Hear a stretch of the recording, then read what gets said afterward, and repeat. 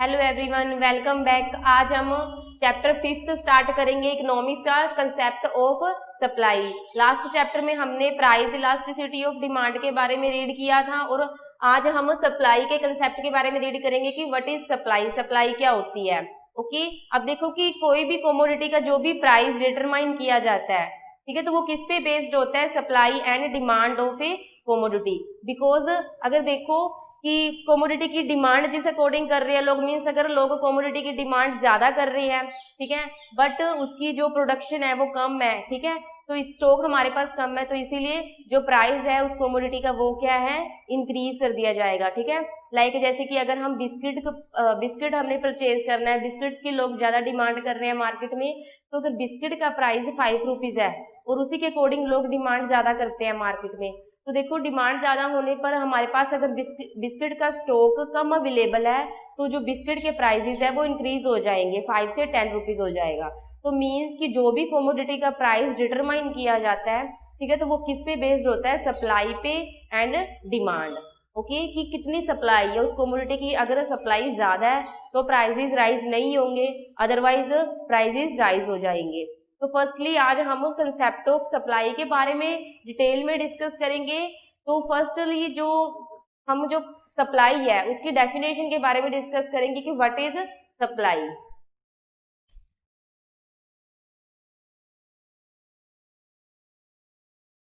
Supply refers to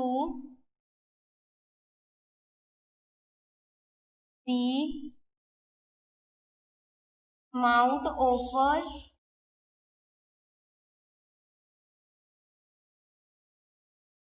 for a sale at a given price during the particular period of time।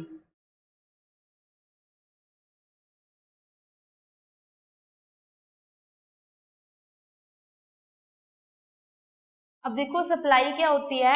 Supply मी refers to the amount offer for sale at given price during the particular period of time. Means की एक special time period में given price पे, ठीक है, कि कितना price उस कमोडिटी का दिया गया है और उसके लिए जो भी कमोडिटी की जितनी मात्रा आपको ऑफर की जाएगी, अमाउंट का मीनिंग है यहाँ पे क्वांटिटी, कि कितनी मात्रा आपको उस कमोडिटी की ऑफर की जा रही है, वो क्या होती है? Supply. Supply refers to the amount offer for sale, ठीक है, सेल मतलब कि सेल करने के लिए, बेचने के लिए जो भी आपको अमाउंट दी जा रही है। अमाउंट का मीनिंग है यहाँ पे कि कमोडिटी की जितनी भी आप डिमांड कर रहे हो, जितनी आपको कमोडिटी की मात्रा दी जा रही है एट ए गिवन प्राइस, ठीक है। जैसे कि हमने बिस्किट की एग्जांपल ले रहे थे, तो बिस्किट का अगर प्राइस 5 रुपीज है तो उस 5 रुपीज पे आपको जितनी भी बिस्किट्स की आप डिमांड करोगे वो आपको जितनी भी मात्रा ऑफर की जाएगी, ठीक है, किसके बदले में? प्राइस के बदले में, एक पर्टिकुलर पीरियड ऑफ टाइम में, तो वो क्या होती है? Supply. Okay,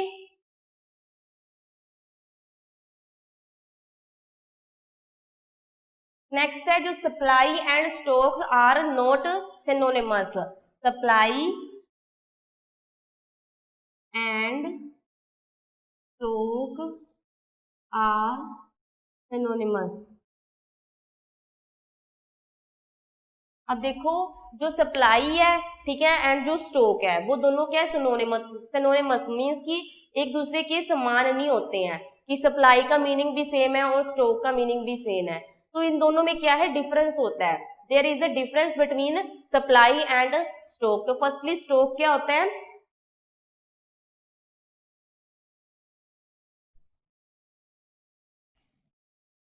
stock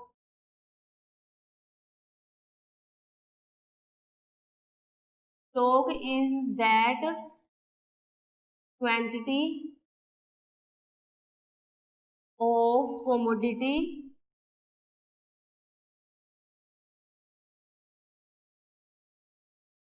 which is available with the seller। अब देखो स्टॉक क्या होता है? Stock means stock is that quantity of commodity की वो मात्रा which is available with the seller, जो सेलर के पास अवेलेबल होती है। ठीक है, लाइक कि हम देखते हैं कि मार्केट में डिफरेंट डिफरेंट टाइप्स की शॉप होती हैं, तो शॉप में सेलर के पास जो भी उनके पास कोई भी प्रोडक्ट वो सेल कर रहे हैं, तो जो भी प्रोडक्ट उनके पास रखा होता है वो क्या होता है, स्टॉक। ओके, एंड सप्लाई क्या होती है,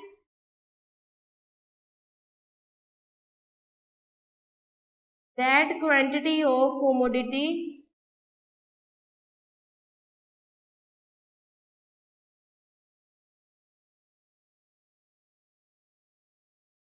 in which the seller is ready to sell।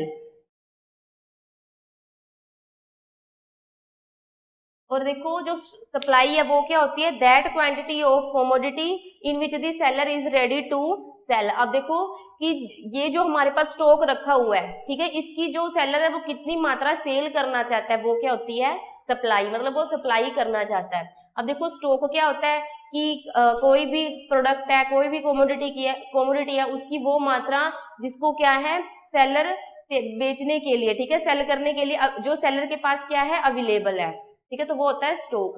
कोई भी मार्केट में से हम कोई भी प्रोडक्ट खरीदने जाते हैं तो वो सेलर के पास, अगर हम क्लोथ्स वगैरह परचेज करने जा रहे हैं तो जो क्लोथ सेलर के पास होंगे वो क्या होगा, उसका स्टॉक। ठीक है, और सप्लाई क्या होती है कि उस प्रोडक्ट को जब वो मार्केट में सेल करने के लिए रेडी हो जाता है सेलर, तो वो होती है सप्लाई की, वो कितनी सप्लाई करना चाहता है। फॉर एग्जाम्पल कि एक प्रोड्यूसर है, ठीक है, और वो प्रोड्यूस करता है 100 टिन एडिबल ऑयल है, वो प्रोड्यूस करता है,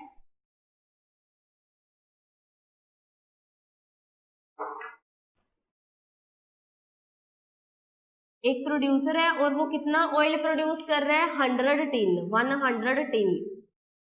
एडिबल ऑयल मीन्स जो हम घर पे यूज करते हैं ऑयल। ठीक है, तो एक प्रोड्यूसर अगर 100 टिन्स एडिबल ऑयल प्रोड्यूस करता है तो उसमें से अगर वो 90 टिन्स ऑयल है वो उसको सेल करना चाहता है फाइनेंशियल ईयर में, फाइनेंशियल ईयर। अब देखो कि एक प्रोड्यूसर है, उसने कितना ऑयल प्रोड्यूस किया, 100 tins edible oil. Edible oil means जो हम घर पे यूज करते हैं, ठीक है, तो ये क्या हो जाएगा, स्टॉक, कि उसके पास 100 टिन एडिबल ऑयल है, उसने प्रोड्यूस किया, तो मतलब कि ये उसके पास, प्रोड्यूसर के पास क्या है, स्टॉक है। ओके, और अगर प्रोड्यूसर ने ये सोचा कि एक फाइनेंशियल ईयर में, मतलब 1 ईयर में वो 90 टिन ऑयल को क्या है, सेल कर देगा, ठीक है, सेल करना है उसने 90 टिन्स ऑयल को, वो क्या है, सेल कर देगा तो मार्केट में, तो ये क्या हो जाएगी, सप्लाई। मीन्स कि जो प्रोड्यूसर है उसके पास जो स्टॉक अवेलेबल है, अब उस स्टॉक को वो सेल करने के लिए रेडी है। तो जब भी कोई भी जो प्रोड्यूसर के पास जो भी प्रोडक्ट वगैरह होते हैं, अगर वो उस प्रोडक्ट को सेल करने के लिए रेडी होता है तो वो क्या हो जाती है, सप्लाई। तो अब देखो कि फाइनेंशियल ईयर क्या होता है, व्हाट इज फाइनेंशियल ईयर। अब देखो कि लाइक जैसे कि 1 अप्रैल 2020 टू 31 मार्च 2021। फाइनेंशियल ईयर क्या होता है, एक मतलब 1 ईयर को हम क्या है, फाइनेंशियल ईयर बोलते हैं। पर देखो फाइनेंशियल ईयर का जो टाइम पीरियड है वो कितना होता है, 1 अप्रैल टू 2020 की 1 अप्रैल से स्टार्ट होता है एंड 2021 की जो 31 मार्च होगी वहां तक इसकी एंडिंग होती है। तो ये होता है फाइनेंशियल ईयर। तो एक फाइनेंशियल ईयर में जितना भी उसने प्रोड्यूसर ने ऑयल प्रोड्यूस किया है, 100 ऑयल प्रोड्यूस किया है, तो वो उसके पास स्टॉक है। जब उसमें से वो कहता है कि उसने 90 टिन ऑयल मार्केट में एक साल में सेल करना ही करना है, उसको सेल करना ही है, तो वो क्या हो जाएगा, सप्लाई। ठीक है, देखो अगर हम अनदर एग्जांपल लेते हैं,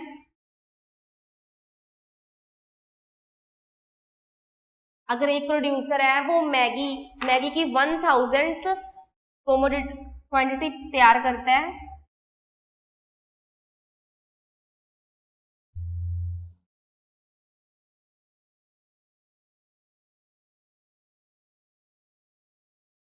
देखो अगर एक प्रोड्यूसर 1000 मैगी की क्वांटिटी, मतलब 1000 पैकेट्स है मैगी के, वो तक अगर तैयार करता है, ठीक है, तो वो ये क्या हो जाएगा, उसके पास stock. This is stock means producer ने प्रोड्यूस किए हैं 1000 मैगी के पैकेट। ठीक है। अब उसने सोचा कि 1 ईयर में, एक फाइनेंशियल ईयर में वह 1000 में से 800 जो पैकेट्स है मैगी के वो सेल करेगा।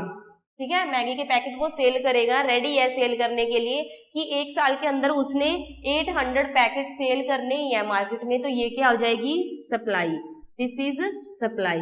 सो supply refers to the quantity in which this seller is ready to sell in a financial year at a given price.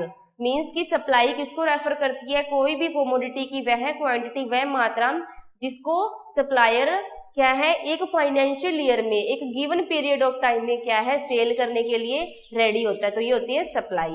Clear है meaning of supply. Next topic है factors affecting supply. Means supply को कौन कौन से factors affect करते हैं।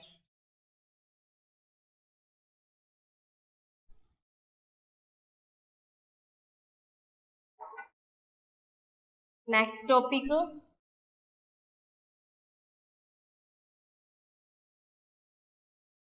Factors affecting supply.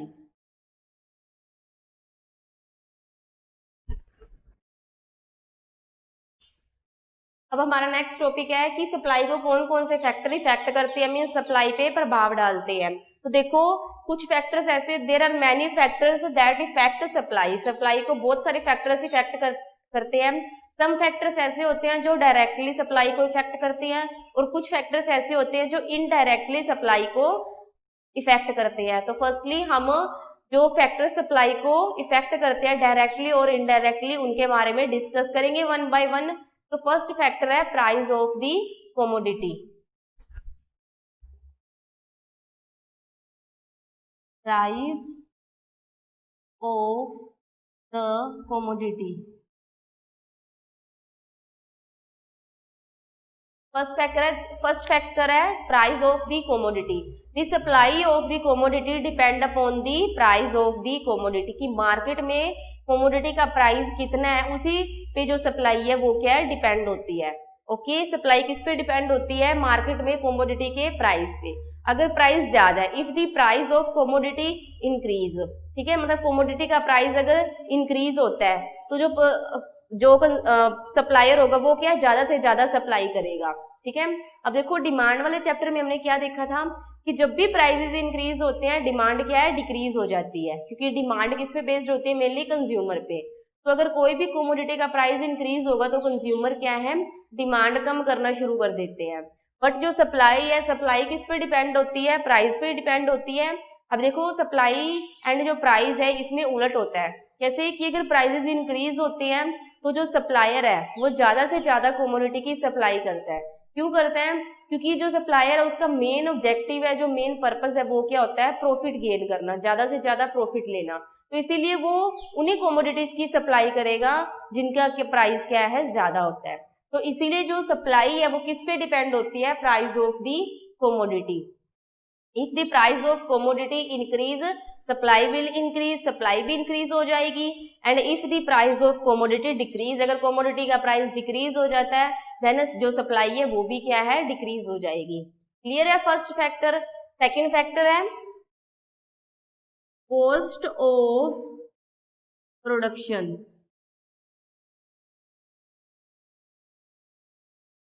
अब देखो कॉस्ट क्या होती है, लागत। अब देखो अगर प्रोड्यूसर कोई भी प्रोडक्ट की प्रोड्यूस कर रहा है, कोई भी प्रोडक्ट को अगर वो तैयार कर रहा है प्रोड्यूसर अपनी इंडस्ट्री में, फर्म में, ठीक है, तो उस प्रोडक्ट को तैयार करने के लिए जो भी उसको इनपुट्स चाहिए होते हैं, लाइक जैसे रॉ मटेरियल चाहिए होता है, कच्चा माल वगैरह, ठीक है, तब भी उससे फाइनल प्रोडक्ट तैयार करते हैं। या फिर लेबर वगैरह लेबर चाहिए होते हैं काम करने के लिए, कैपिटल होनी चाहिए, कैपिटल मीन्स उसके पास पैसा होना चाहिए, अच्छी उसके पास मशीनरी होनी चाहिए। ठीक है, तो ये सब कुछ किस में इंक्लूड होता है, कॉस्ट। ठीक है, मतलब कॉस्ट ऑफ प्रोडक्शन मीन्स कि जो भी हम प्रोड्यूसर कमोडिटी की प्रोडक्शन कर रहे हैं तो उसमें उसकी जो कॉस्ट है वो कितनी खर्च हो रही है। ठीक है, if the cost of production is increase, अगर देखो कि प्रोडक्शन के लिए जो भी हम लेबर यूज कर रहे हैं, कैपिटल यूज कर रहे हैं, ठीक है, अगर रॉ मटेरियल यूज कर रहे हैं, अगर उनका प्राइसेस ज्यादा है, ठीक है, मतलब अगर हम लेबर यूज कर रहे हैं प्रोडक्शन के लिए तो वो हाई डिमांड कर रहे हैं वेजेस की, क्योंकि उनको ज्यादा वेजेस चाहिए, ठीक है, या फिर जो भी हम प्रोडक्शन के लिए मशीनरी यूज करते हैं, कमोडिटीज को प्रोड्यूस करने के लिए, क्लोथ्स की प्रोडक्शन के लिए अगर हम मशीनरी यूज करते हैं तो मशीनरी के प्राइसेस अगर ज्यादा है, ठीक है, या फिर क्या कहते हैं कि जो भी हमने क्लोथ्स का रॉ मटेरियल परचेज किया उसका प्राइस एक्सपेंसिव है, महंगे है, तो इसीलिए जो भी प्रोडक्ट प्रोड्यूसर तैयार करेगा, क्लोथ्स जो भी तैयार करेगा प्रोड्यूसर, तो उनके प्राइसेस भी क्या है, हाई हो जाते हैं, ठीक है। और मेनली क्या है कि जो प्रोड्यूसर है अगर कॉस्ट ज्यादा है, factors of productions, factors of production means like जैसे कि लेबर हो गए, machinery, raw material etcetera.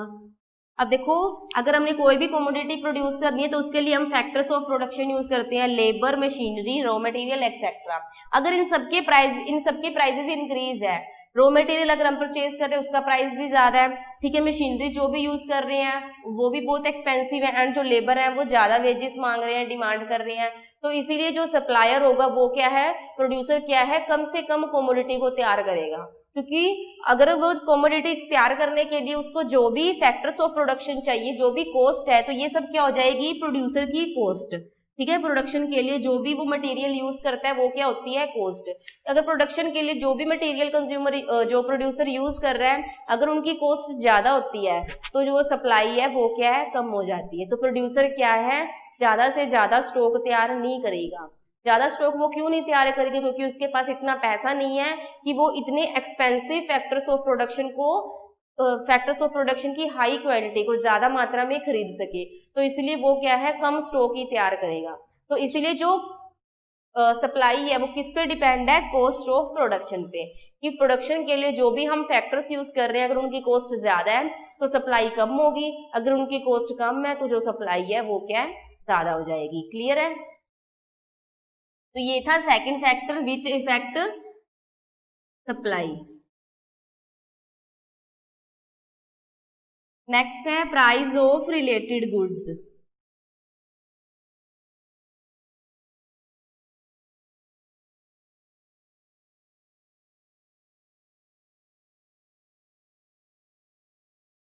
Price of related good also affect supply. अब देखो प्राइस ऑफ रिलेटेड गुड्स भी सप्लाई को इफेक्ट करते हैं। प्राइस ऑफ रिलेटेड गुड्स में हमने कॉम्प्लीमेंट्री गुड्स, सब्स्टिट्यूट गुड्स के बारे में डिस्कस किया था, तो यहाँ पे भी हम जो सप्लाई है, सब्स्टिट्यूट गुड्स है, उसका सप्लाई पे क्या इफेक्ट पड़ता है उसके बारे में भी डिस्कस करेंगे। तो देखो सब्स्टिट्यूट गुड्स के बारे में हमने देखा था, substitute goods. Substitute goods means, substitute का मीनिंग क्या है कि चेंज करना, ठीक है, बदल देना, कि अगर एक गुड का प्राइस इंक्रीज होता है तो उसकी जगह पे हम दूसरी गुड को डिमांड करना या उसका स्टॉक तैयार करना शुरू कर देते हैं, ठीक है। तो यहाँ पे भी देखो सप्लाई पे भी सब्स्टिट्यूट गुड का इफेक्ट पड़ता है। अगर देखो कि हमारे पास 2 सब्स्टिट्यूट गुड्स है, टी एंड कॉफी,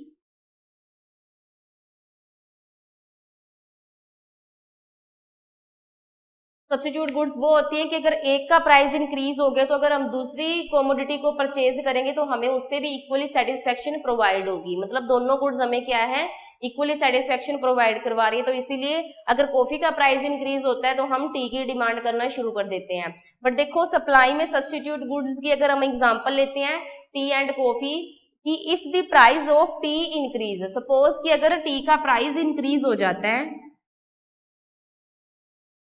तो एज ए सप्लायर, ठीक है, हमने कंज्यूमर की एज ए कंज्यूमर हम नहीं देख रहे हैं, हम एज ए सप्लायर की बात कर रहे हैं। तो जो सप्लायर होगा वो क्या करेगा, लैंड है उसको क्या है, कॉफी की बजाय टी की कल्टीवेशन के लिए यूज करेगा। मतलब जो भी प्रोड्यूसर के पास लैंड है तो वो वहां पर ज्यादा से ज्यादा किसको कल्टीवेट करेगा, टी को, ठीक है, क्योंकि टी की जो डिमांड है, सॉरी टी का जो प्राइस है मार्केट में वो बहुत ज्यादा है। और जो सप्लायर है उसका मेन प्रॉफिट क्या होता है, मेन ऑब्जेक्टिव क्या होता है, प्रॉफिट लेना।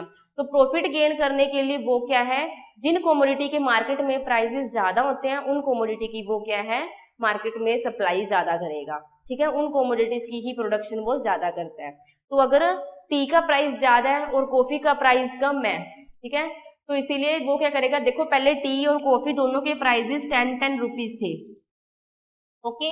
बट टी का प्राइस क्या है, इंक्रीज होके 20 रुपीज हो गया है, और जो कॉफी का प्राइस है वो क्या है, कांस्टेंट है, उसमें कोई भी चेंजेस नहीं हो रहे हैं।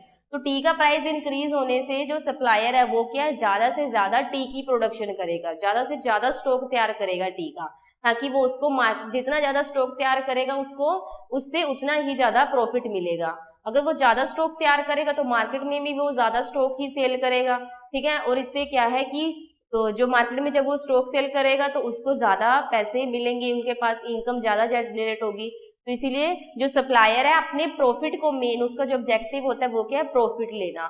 तो प्रॉफिट के लिए वो क्या करता है कि जिन कोमोडिटीज के प्राइस मार्केट में ज्यादा होती है उन कोमोडिटीज की वो स्टॉक क्या है, सबसे ज्यादा तैयार करता है। ओके।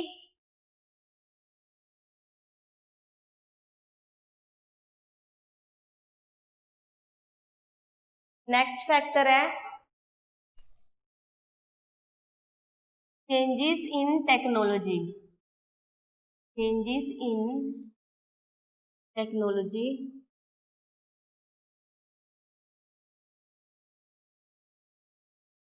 अब देखो टेक्नोलॉजी में changes in improvement in technology reduce cost and increase the production. अब देखो कि जो टेक्नोलॉजी, अगर टेक्नोलॉजी में जो भी इंप्रूवमेंट होती है, ठीक है, तो उससे क्या इफेक्ट पड़ता है कि जो कॉस्ट है वो क्या है, रिड्यूस हो जाती है, ठीक है, उसको कॉस्ट को हम क्या है, कम कर सकते हैं, और जो प्रोडक्शन है, ठीक है, कमोडिटीज की प्रोडक्शन है उसको ज्यादा से ज्यादा इंक्रीज कर सकते हैं। अब देखो कि अगर पहले हमारे पास जो भी टेक्नोलॉजी थी वो ऑब्सोलीट थी, पुरानी टेक्नोलॉजी थी, तो देखो अगर पुरानी टेक्नोलॉजी को हम कंटिन्यूसली यूज करेंगे प्रोडक्शन के लिए तो उसमें क्या है, डेप्रिसिएशन आ जाती है, ठीक है, टूट फूट हो जाती है मशीनरी में। तो उस डेप्रिसिएशन को हमने सही करवाना है, टूट फूट हुई है जो भी, तो उसके लिए क्या है कि हमें पैसा खर्च करना पड़ेगा। तो वो भी क्या होती है, एक तरफ से कॉस्ट होती है प्रोडक्शन की, कि कोई भी प्रोड्यूसर अगर पर्टिकुलर प्रोडक्ट तैयार कर रहा है, प्रोड्यूस कर रहा है, तो उस टाइम पे अगर मशीन में कोई भी प्रॉब्लम हो जाती है, डेप्रिसिएशन आ जाती है, गिरावट वगैरह हो जाती है या खराब हो जाती है,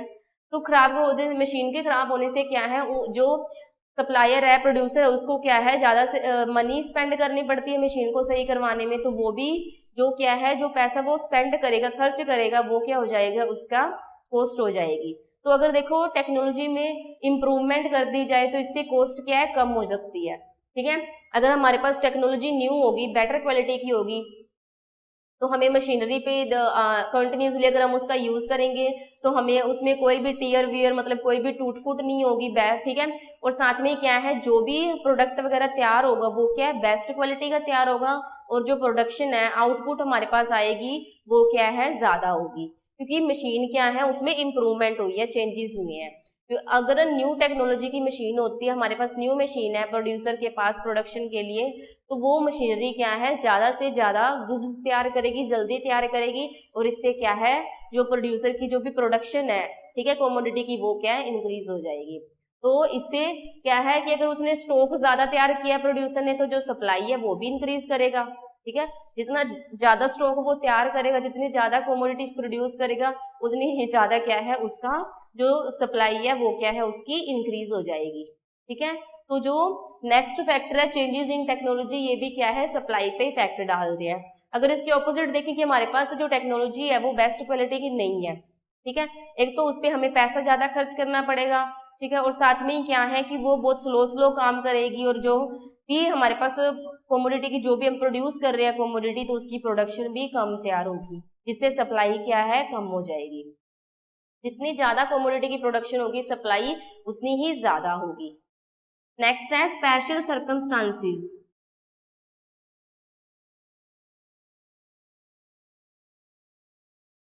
special circumstances. Special circumstances means कुछ स्पेशल सिचुएशंस में। अब देखो हमारे कंट्री में मेनली बहुत सारे ओकेजन्स हैं, फेस्टिवल्स हैं, वो बनाए जाते हैं, सेलिब्रेट किए जाते हैं। तो देखो फेस्टिवल्स के टाइम पे या ओकेजन्स के टाइम पे जो सप्लाई है वो इंक्रीज हो जाती है। वो कैसे, अब देखो अगर दिवाली है तो उस टाइम पे फेस्टिवल है दिवाली, तो जो लोग हैं वो मेनली किसकी डिमांड ज्यादा करते हैं, स्वीट्स की डिमांड करेंगे, ठीक है, क्रैकर्स की, जो पटाखे वगैरह होते हैं उनकी डिमांड करते हैं, ठीक है। तो इसीलिए जो प्रोड्यूसर है वो ज्यादा से ज्यादा स्वीट्स प्रोड्यूस करेंगे, तैयार करेंगे, ठीक है, क्रैकर्स वगैरह प्रोड्यूस करेंगे और जिससे उनकी सप्लाई भी क्या है मार्केट में इंक्रीज हो जाएगी। इससे क्या है जो सप्लायर उसको प्रॉफिट होगा। और अगर उस टाइम पे जो सप्लायर है स्वीट्स के या क्रैकर्स के प्राइस इंक्रीज भी कर देते हैं, तब भी जो कंज्यूमर्स होते हैं वो पीपल होते हैं उनकी डिमांड करते हैं, क्योंकि दिवाली में क्या है मेनली क्रैकर्स और स्वीट्स का यूज किया जाता है। तो इसीलिए ऐसे स्पेशल सर्कमस्टांसेस पे क्या है कि जो सप्लायर है उनको बेनिफिट होता है, ठीक है, वो क्योंकि जो लोग हैं वो ज्यादा से ज्यादा डिमांड करते हैं, ठीक है, और जो सप्लायर है लोगों की डिमांड कंप्लीट करने के लिए सप्लाई भी इंक्रीज करते हैं और उनके प्राइजेस भी इंक्रीज कर देते हैं, ताकि जो सप्लायर है उसको मैक्सिमम प्रॉफिट प्रोवाइड हो सके। क्लियर है। नेक्स्ट है क्वालिटी ऑफ इनपुट।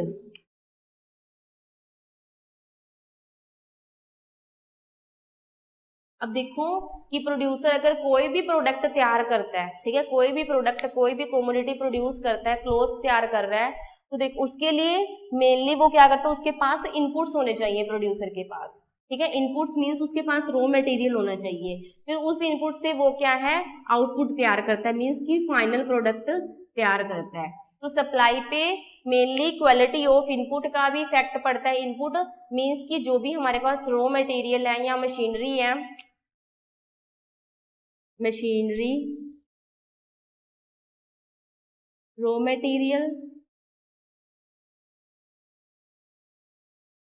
कि जो भी अगर प्रोड्यूसर कोई भी कमोडिटी की प्रोडक्शन कर रहा है तो उसके लिए उसके पास जो भी मशीनरी है या रॉ मटेरियल है, ठीक है, लेबर है, तो वो क्या है उनकी क्वालिटी बेस्ट होनी चाहिए, ठीक है। अगर प्रोड्यूसर के पास रॉ मटेरियल बेस्ट क्वालिटी का है, मशीनरी अच्छी क्वालिटी की है, ठीक है, तो इससे वो जो भी प्रोडक्शन करेगा कमोडिटी की वो भी ज्यादा से ज्यादा तैयार होगी और उसकी भी जो क्वालिटी है वो बेस्ट क्वालिटी की तैयार होगी, तो इसीलिए सप्लाई क्या है इंक्रीज हो जाएगी। बट अगर इसके ऑपोजिट देखें, अगर कंज्यूमर प्रोड्यूसर के पास जो भी इनपुट है, फैक्टर्स ऑफ प्रोडक्शन है, कैपिटल है, रॉ मटेरियल है, मशीनरी है, तो वो बेटर क्वालिटी के नहीं है, चीप क्वालिटी का रॉ मटेरियल है, मीन सस्ता रॉ मटेरियल है, ठीक है, और जो मशीनरी है वो भी ऑब्सोलेट है, पुरानी मशीनरी है, ठीक है, तो इससे क्या है कि जो प्रोडक्शन है उस पर इफेक्ट पड़ता है कि जो प्रोडक्शन होती है कमोडिटी की वो कम से कम तैयार हो पाएगी और जो सप्लाई है वो भी क्या है कम हो जाएगी।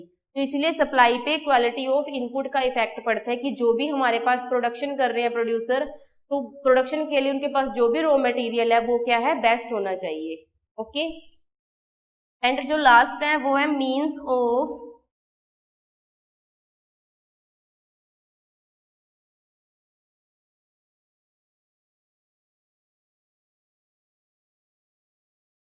Transportation and communication.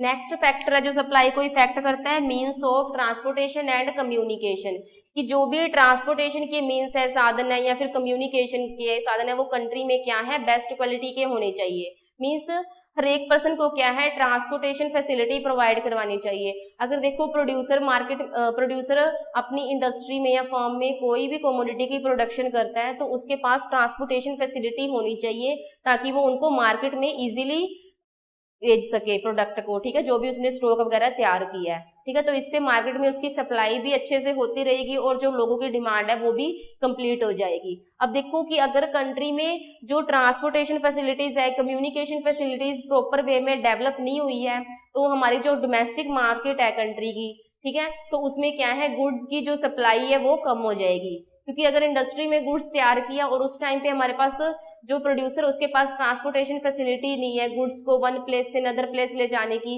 मार्केट में ले जाने की, तो इससे क्या होगा कि जो गुड्स की सप्लाई है मार्केट में कम हो जाएगी और जो कंज्यूमर है वो ज्यादा से ज्यादा डिमांड करेंगे, ठीक है। तो सप्लाई को इंक्रीज कैसे कर सकते हैं कि अगर प्रोड्यूसर्स के पास ट्रांसपोर्टेशन फैसिलिटी होगी। अगर हमारी कंट्री में ट्रांसपोर्टेशन कम्युनिकेशन फैसिलिटी डेवलप नहीं है तो कुछ एरियाज कंट्री के ऐसे होंगे जहाँ पे लोगों को फूड स्टफ की जो सप्लाई है वो प्रोवाइड नहीं होगी, जिससे हमारी कंट्री में क्या है फेमाइन क्रिएट हो सकती है। ओके, तो ये थे आपके फैक्टर्स जो सप्लाई को इफेक्ट करती हैं। Now our next concept is the law of supply.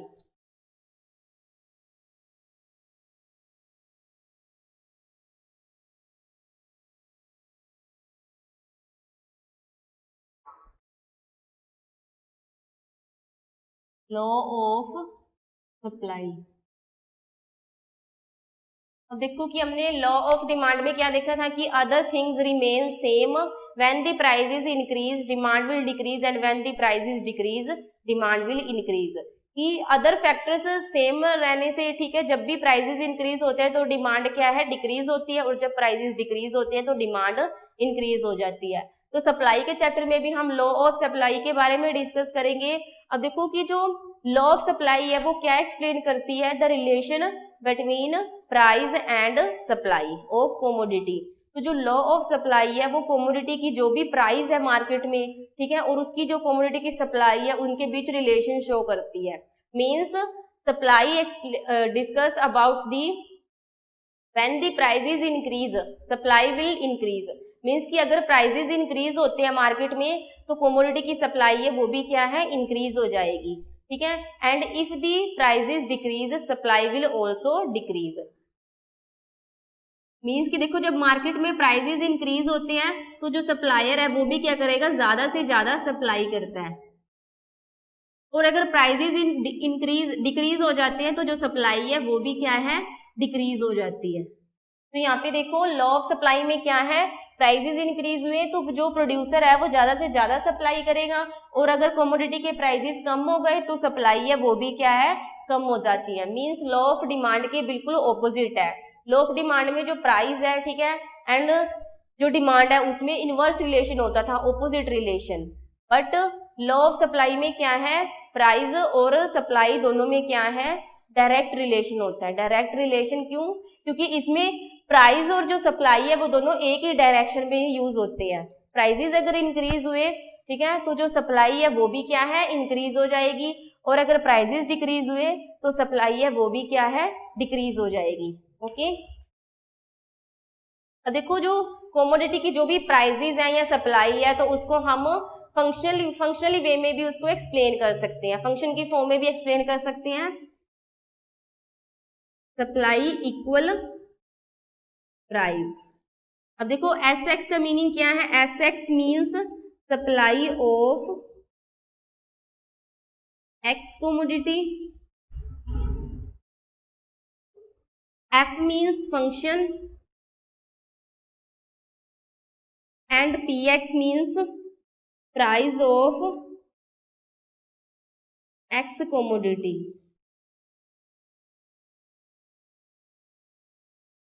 तो हम प्राइस कोमोडिटी की जो प्राइस है, सप्लाई है, उसको फंक्शन की फॉर्म में प्रेजेंट कर सकते हैं। S x means supply of x commodity and F function, P x price of x commodity. अब देखो कि जो एस एक्स है means supply of x commodity, वो किस पे डिपेंड होती है, प्राइस ऑफ एक्स कोमोडिटी। कि कोई भी कोमोडिटी है, एक्स कोमोडिटी या वाई कोमोडिटी है, तो उसकी जो सप्लाई है वो बेसिकली किस पे डिपेंड होती है, प्राइस के। तो इसीलिए supply of x commodity equal price of x commodity. अब देखो कि जो ये सप्लाई ऑफ एक्स कोमोडिटी है ये क्या है, वाई वेरिएबल है, ठीक है, और जो पी एक्स है ये क्या है, एक्स वेरिएबल है। तो जो वाई वेरिएबल है वो हमेशा डिपेंडेंट होता है, ठीक है, मतलब दूसरों पे डिपेंड होता है, एक्स वेरिएबल पे डिपेंड होता है। तो इसीलिए जो सप्लाई है वो क्या है, वाई वेरिएबल है, तो इसीलिए एक्स कोमोडिटी की जो सप्लाई है वो x variable means price of x commodity पे डिपेंड है। तो जो लॉ ऑफ सप्लाई है उसमें हम मेनली क्या देखते हैं, अदर थिंग्स रिमेन सेम।